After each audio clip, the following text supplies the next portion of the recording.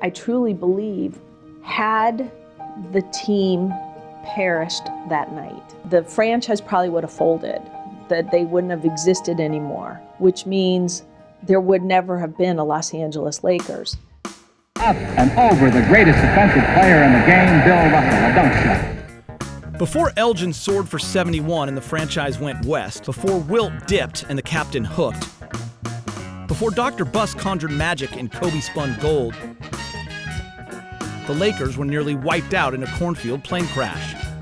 No 33 straight, no Showtime, no Shaq and Kobe. 5 hours, 40 minutes. These people had no idea whether they're going to live or die that night. And it was horrifying. You know, we all got in the crash position. At my feet in the back is Elgin Baylor. A lot of guys were nervous. Some guys, they were probably praying for the first time I've ever heard them pray. He laid down on the floor and he thought if that thing crashed that he was going to slide down the damn aisle.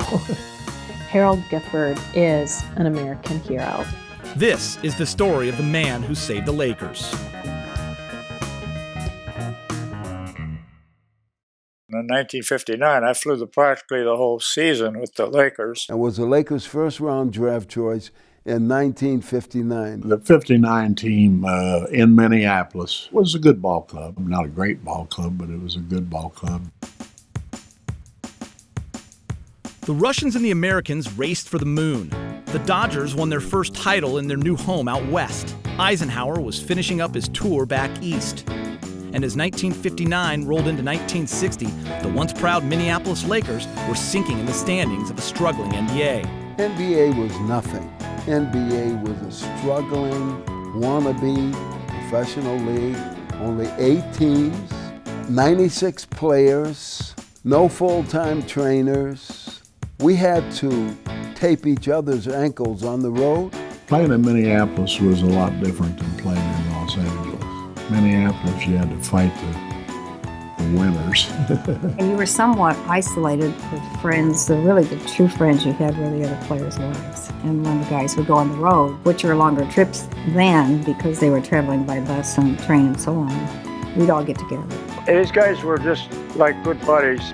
They let me go and carry an equipment bag into the locker room, like at Madison Square Garden, and then I could sit on the floor or on the bench with them. Hot Rod Hundley, you know, he was a comedian. Frank Salvi, Jimmy Krebs. The Mikens, the Pollards, the Vern Mickelsons, John Cunliffe, all of them had gone.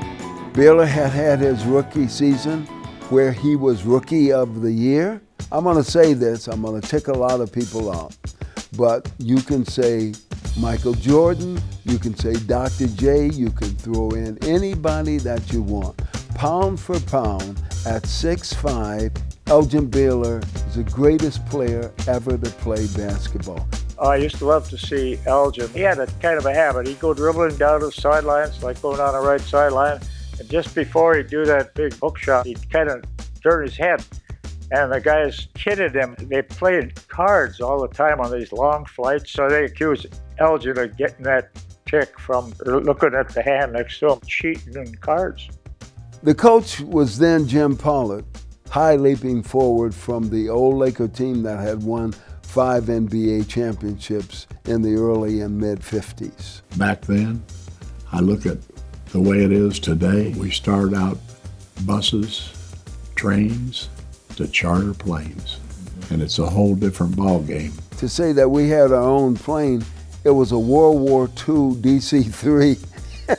Talking to the pilot, before, because I was always interested in airplanes, and they said that was the safest plane that was ever made. 2-engine prop job, and if you're flying from east to west, there would be cars on the freeway going faster than you were. My name is Jack Pollard. My dad was the newly hired coach of the Minneapolis Lakers in 1960. He'd been hired in January, and about 2 weeks later, we went on our first road trip to St. Louis. Jim Krebs used to bring this Ouija board on the trips, and they'd fool around with the Ouija board. He had said to us, the Ouija board says, sooner or later, we're going to be involved in a plane crash. A couple of trips before the St. Louis trip. We thought he was just fooling with us and messing with our minds, right? But he actually said that. We played the St. Louis Hawks at Kiel Auditorium. They had a good ball club with Bob Pettit, who's in the Hall of Fame. Cliff Hagan is in the Hall of Fame. It wasn't anything unusual. Ball game's over. You're going to go out to the airport. We found out there was some bad weather coming down, and Jim and I hung around. Jim Holznagel now, he's a 21-year-old kid. He was just being checked out as a co-pilot on the airplane, and the temperature was not too far from freezing. And there wasn't anything unusual until after takeoff. Got in the plane, took off, snowstorm became a blizzard. Lights on the plane go up, go down, get very bright, go down, and then out. Generators gone. We had no lights, no radio, no heat, no defrosters, nothing electrical. And we'd lost the ball game, so, we felt a little bit bad, but the worst was yet to come. After the war, I came back, and my first job ended up being a crop dusting pilot, and everything was flying low and slow. And the first day I was on the job, a guy got killed, and people thought it was me. Even a routine flight was a perilous venture in January 1960. In the first 3 weeks of the new year, there were 4 major crashes of passenger planes, each killing between 34 and 50 people. The 23 aboard the Lakers plane came within seconds of joining those 163 who died in what Flight magazine called 3 black weeks. After takeoff out of St. Louis, they couldn't go back in to Lambert Field and land because the jets were coming in there and whatnot. So we're on our merry way without any electrical equipment. And, in other words, there's nothing. There were 3 people in the cockpit. Jim Holznagel, he was holding a flashlight on the compass so that the pilots could see it, and he would shout the messages back. Harold Gifford was the co-pilot. Vern Ullman was a pilot. We were flying up above the clouds, and therefore as you get higher, it gets colder. We're starting to freeze to death, there's no heat. We're getting sick. The floor of the plane is starting to freeze over. Ice is accumulating on the side of the plane. So they passed out the blankets to stay warm. They said, huddle, get next to somebody, and body heat generates. So we sat there and got colder and colder, and the windows got fogged over, then they froze over, and scratched on the window to see where we were.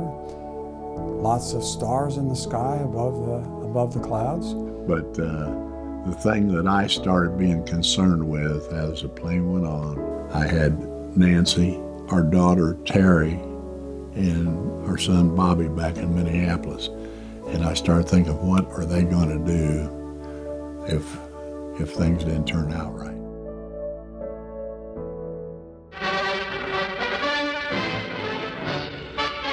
It's Bob Pettit Day in St. Louis. It was an afternoon game, which was somewhat unusual because most games are in the evening, and they would be out of the arena by 4:30 or something. And it wasn't a terribly long flight from St. Louis, and they'd give you an estimated time when the plane was going to arrive. Of course, it was always snowy. We had to shovel the driveways so you could even get the car out. And I just remember putting those snowsuits on the kids. It was very cold, lots of snow. Let me tell you, on the DC-3, they have the side windows right at the cockpit where the pilot can look out. Well, the ice was accumulating on the windows, no defrosters. I remember one of those co-pilots, he was opening the window and reaching out and trying to scrape the ice off. So the pilots had on goggles, and they'd stick their head out of the window like that from time to time to see how we were going. It was a tough deal. We were in bad shape. One engine started to sputter a little bit from carburetor ice, and I did a 180 and got the heck out of there. And pretty soon we're back on top of the clouds again. Now we have to regroup. We had been in the air for some time already. That was about 4.5 or 5 hours of pure hell. Not knowing where we were, not being able to get out of the storm, and with the wind buffeting us like you would not believe. My father went up and checked the pilot to find out what was going on. We would not have any lights. We would not have any heat. We would have no radio. You know, he just said, that's the way it is, boys, and they're going to fly us north, and then hopefully the clouds will break and we'll get to land at, land someplace. The cockpit was open.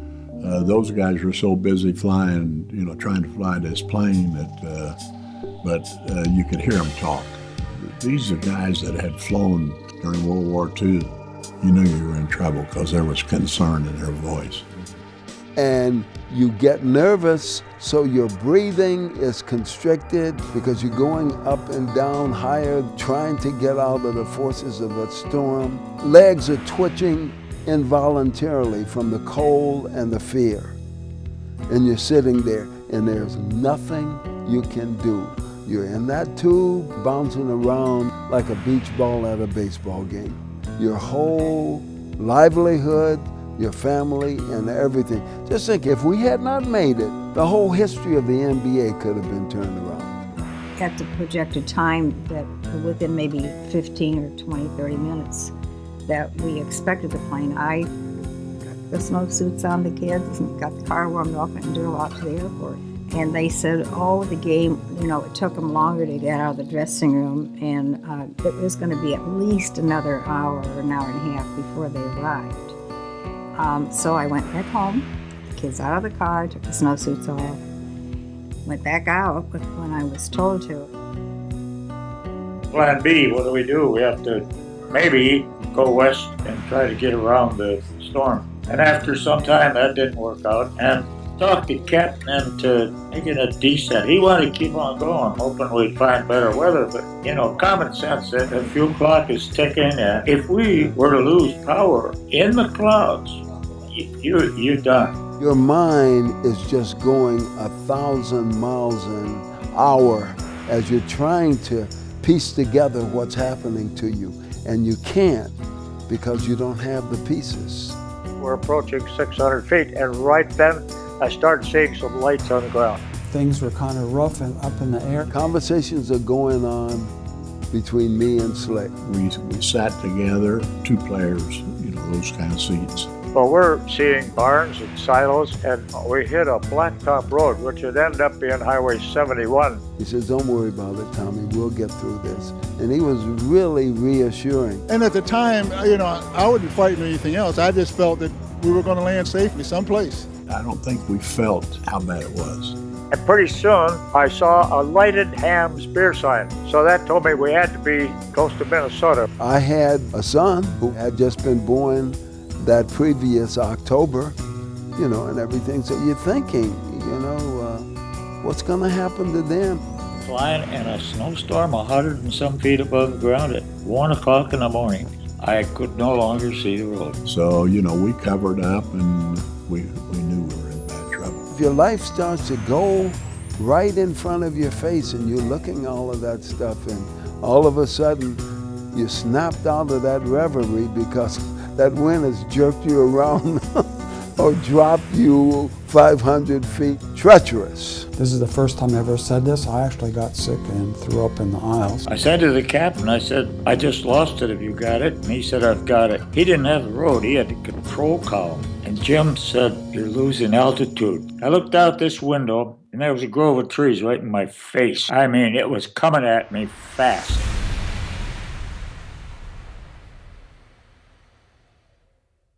Co-pilot Harold Gifford knew they were somewhere north of Des Moines, not far from the Iowa cornfield crash that claimed the lives of rock stars Buddy Holly, Ritchie Valens, and the Big Bopper, and one of the most famous air disasters of all time. It is still known as the day the music died. 11 months later and 150 miles away, Gifford was fighting the elements, fighting the darkness, and fighting the throttle to make sure this was not the day the Lakers died. I looked out that window, and there was a grove of trees. I used to ride on a train, and if you got your head pressed to the window and you go over a bridge, all of a sudden the ground just rushes up at you. That's what this was like. And of course, we were scared because, we just knew that we were going to land. And all of a sudden, boy, he yanked that thing and we went straight up in the air. You just feel a plane pulling and straining for all it's worth to get up higher. And they said, no, pull up, so we pulled up real quick. I grabbed the control, hit the power, and and we pulled up, and now we're back in the soup. Why is he doing that? Was there something that he almost flew into? You know, I have imagined this. It would be like getting hit in the face with a baseball bat. You'd see a few stars, and that'd be about it. We were frightened and kind of nervous. We didn't know where the hell we were. Tommy said to me, Slick, he said, "You think we're going to die?" And I said, "Hell no, we're not going to die." Jim later said he thought we'd bought the farm. He figured that was it. I guess maybe 1 or 2 seconds. It was that close. And we all would have gone up. I'll tell you what, that pumped a bunch of adrenaline in my blood. And now they had our attention. So we made a turn. I was lucky. I was able to make a descent, get back and find the road again, and now the lights are all on at Harold. Pilots are discussing whether they should go in belly up or wheels down. I saw my dad getting up and down several times during the flight, directing traffic, and he told the pilot and the co-pilot, let's land. No, Jim Pollard said, "Boy, let's go find that cornfield." I said, "You better believe it." There have been many rumors about the flight over the years. The pilots got frostbite. Guard Dick Garmaker was selling life insurance policies and throwing them out the windows. And this one, future Hall of Famer Elgin Baylor, may have been lying down in the aisle. May have been. Slick and I are sitting in the back. At my feet is Elgin Baylor. He was trying to negotiate for us to move up front and let him sit in the back. And we said, no. We kind of thought, we don't care how many points you score, we're not giving up these seats.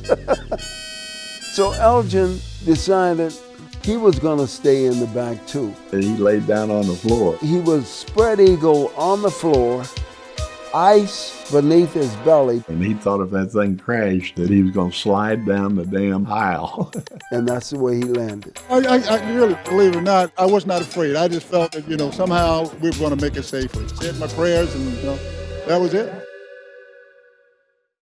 It was mighty quiet on that short final approach. We all got in the crash position. It was the smoothest landing ever because what happened was snow. All of a sudden we heard those corn ears hit the bottom of the airplane. I still remember it as the smoothest landing that I've ever been on. Everybody in the back let out the loudest yell you could imagine. Some guys, they were probably praying for the first time I've ever heard them pray, and some of them even went to church after that. Until the plane stopped, we weren't taking anything for granted. The pilot opened that back door. And if you want to see a rush, everybody is so happy. We're jumping out of that thing, the snow's up to your waist. And Rod Huntley gets up, pumps his fist in the air. He says, "I live to love again." We're having snowball fights and everything else. Boy, just going wild, to think we got out of that thing. The tracks made here are about 3.5 football field lengths. It was a mighty good feeling. 5 hours, 40 minutes. These people had no idea whether they're going to live or die that night. And the first guy to meet us at the edge of the highway was the town undertaker, who said, "Thought I had some business, boys." We threw him in the snow.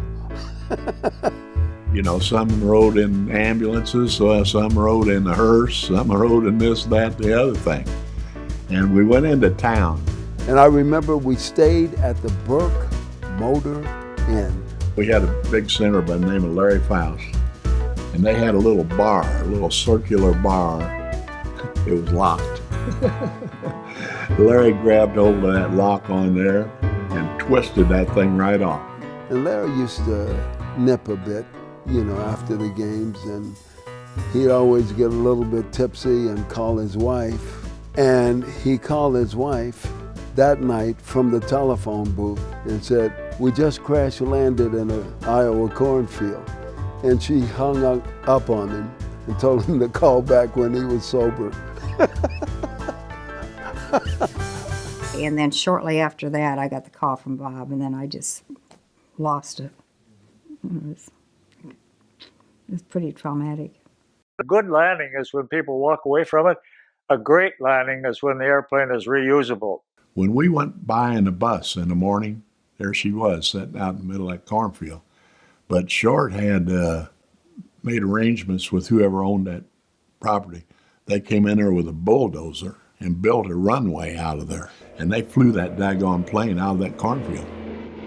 The Lakers finished the season with a record of just 25-50, but qualified for the playoffs and pulled off a first-round upset. In the second round, they prepared to play the Hawks in St. Louis. we go out to the airport, and there's that plane sitting there.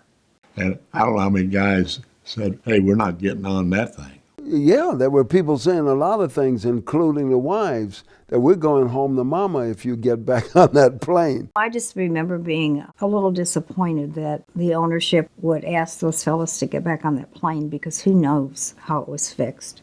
And we're thinking, you know, this is our livelihood. You know, we've got to go with this. And Bob Short, the owner of the team, had come in after a game. Short says, you're either going to get on or you're out of a job.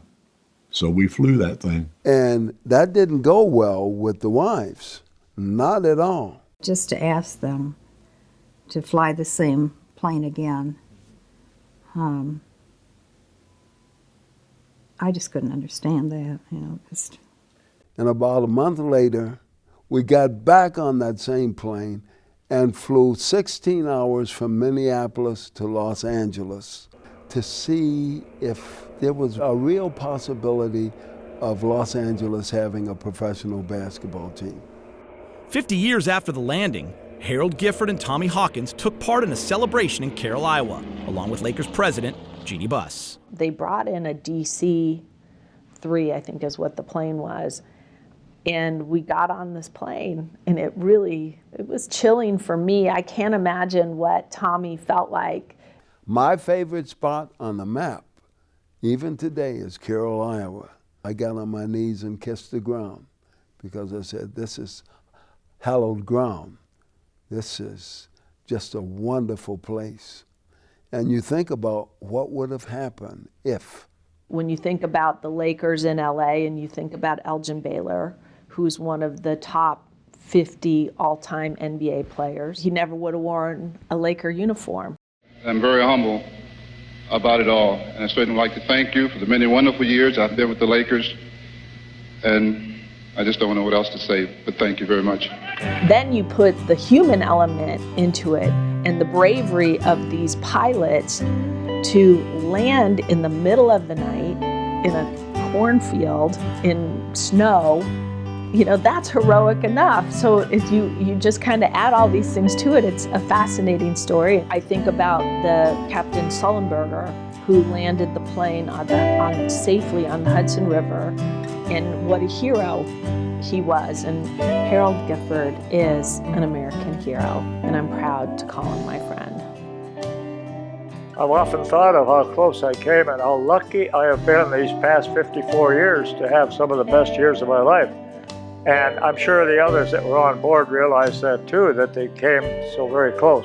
And then all the kids that they had since then wouldn't even be here if we'd have crashed that airplane that night. Harold Gifford flew until the age of 70, wrote a book about the flight called Miracle Landing, and was honored by the Minnesota Timberwolves on his 91st birthday. Elgin Baylor played 13 years for the Lakers, made 11 All-Star teams, scored 23,149 points, and still holds the record for the most points scored in an NBA Finals game at 61. He was elected to the Naismith Memorial Hall of Fame in 1977 and was named to the NBA 50th anniversary team in 1996. Bobby Slick Leonard played for the Lakers for 5 years, coached the Indiana Pacers to 3 ABA titles, and is a member of the Naismith Memorial Basketball Hall of Fame. Nancy Leonard celebrated 60 years of marriage to Slick in 2014 and was a vital front office asset to the Pacers when they shifted from the ABA to NBA. Tommy Hawkins played 10 years in the NBA, was a radio and TV announcer, vice president of communications for the Dodgers, and became a highly sought-after public speaker. Jack Pollard's first plane trip ended in an Iowa cornfield. His father, Jim, was inducted to the Naismith Memorial Hall of Fame in 1978. He died in 1993. Jack became a chiropractor in Chattanooga, Tennessee. The Lakers moved to Los Angeles in 1961, where they made the playoffs in 49 of 54 seasons, won 25 conference championships, and 11 of their 16 NBA titles.